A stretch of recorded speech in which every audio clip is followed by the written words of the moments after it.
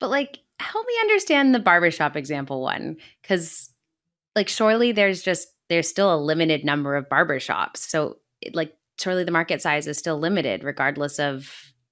Yeah. So let's dive into the barbershop as an example, right? So there's a few things we found we started looking at, and that's a company called Squire. So we first started looking at the business, I would probably say it's 7 years ago. We looked at the seed round.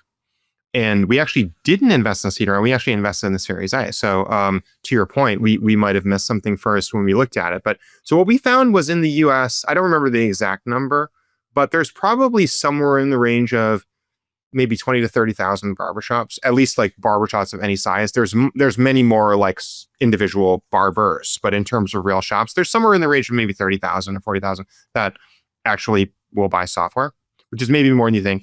But then when you start to unpack the business model, and this is actually where the founder insights come in.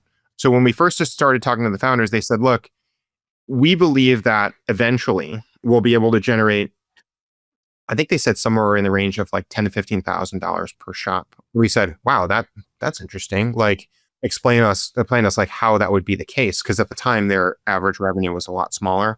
And what we learned as we started to unpack it was they had started to generate revenue really through a per booking fee.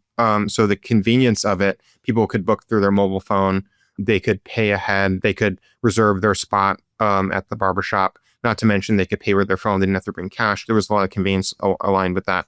So at the beginning, it was just really a kind of pay per booking model. But as we started to unpack it, we said, wow, like there's a lot more elements that the barbershop may want. So for example, barbershops procure supplies for their shop, and they typically buy, and it's kind of an ad hoc process. And, the founders had a vision of kind of like creating a marketplace for barbers to be able to purchase all the things they need to run the shop. Not to mention, they actually wanted software to run their shops. And so the company eventually was able to generate a SaaS revenue on top of their per booking fee.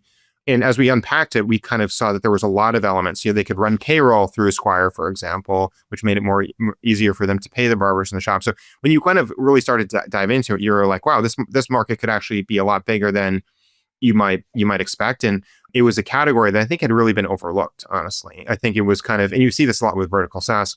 There's a lot of categories that either people assume they're not going to adopt technology or they're very slow to adopt technology. So they're not in the first wave of adoption. We have a theme we call SaaS for the second wave. And the idea is basically that there's many verticals that over time will adopt technology.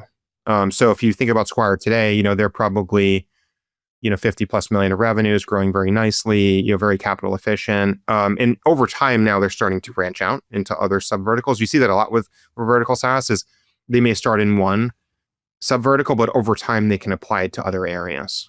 In the case of Squire, they're in the process of evaluating some new ones. And I don't want to go into too much detail around that, but there's a lot of kind of ancillary places they can move into, not to mention geographic expansion.